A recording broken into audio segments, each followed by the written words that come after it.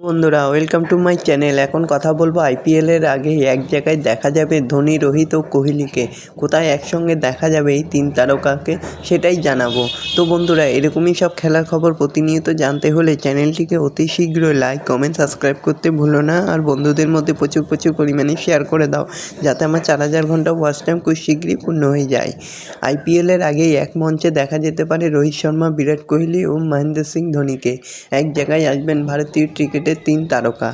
তো প্রতিদিন এরকমই সব খেলার খবর জানতে হলে চ্যানেলটিকে অতি শীঘ্রই সাবস্ক্রাইব করতে ভুলো না।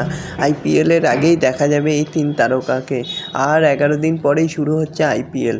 আরও একবার মাঠে দেখা যাবে মহেন্দ্র সিং ধোনিকে, খেলবেন রোহিত শর্মা, বিরাট কোহলিও। প্রত্যেকে এইবার একে অপরের বিরুদ্ধেই খেলবেন।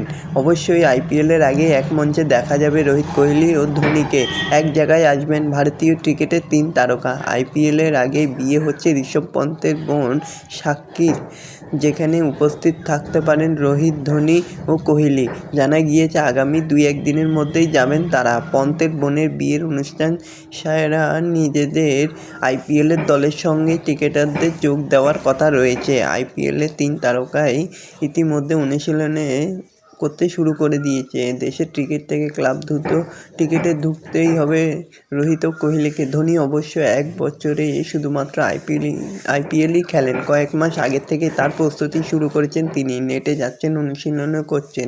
এবার শেষবার তাকে মাঠে দেখা যেতে পারে। গতবারই ধোনির অবসরের জল্পনা শুরু হয়েছিল, তবে তিনি জানিয়েছেন চেন্নাই সুপার কিংসের সমর্থকদের কথা ভেবে আরও এক বছর তিনি খেলবেন। এইবার সেই বছরই হতে পারে।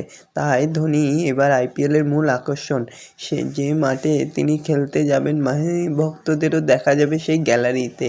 রবিবার নিউজিল্যান্ডের হারিয়ে চ্যাম্পিয়ন্স ট্রফি জিতেছে ভারত। আরও একটি আইসিসি প্রতিযোগিতা জিতেছে রোহিত ও কোহলি। তবে এবার একসঙ্গে দলে হয়ে দেশে ফেরেননি, যে যার মতো ফিরেছেন। ট্রফি নিয়ে কোনো উল্লাসও হয়নি। সামনে আইপিএল। দেশের ক্রিকেট থেকে দ্রুত ক্লাবে ক্রিকেটে ঢুকতেই হবে রোহিত, কোহলিকে। তো বন্ধুরা এরকমই সব খেলার খবর প্রতিনিয়ত জানতে হলে চ্যানেলটিকে অতি শীঘ্রই লাইক, কমেন্ট, সাবস্ক্রাইব করতে ভুলো না। আর বন্ধুদের মধ্যে প্রচুর পরিমাণে শেয়ার করে দাও, যাতে আমার 4000 ঘন্টা ওয়াচ টাইম খুব শীঘ্রই পূর্ণ হয়ে যায়। ধন্যবাদ সবাইকে।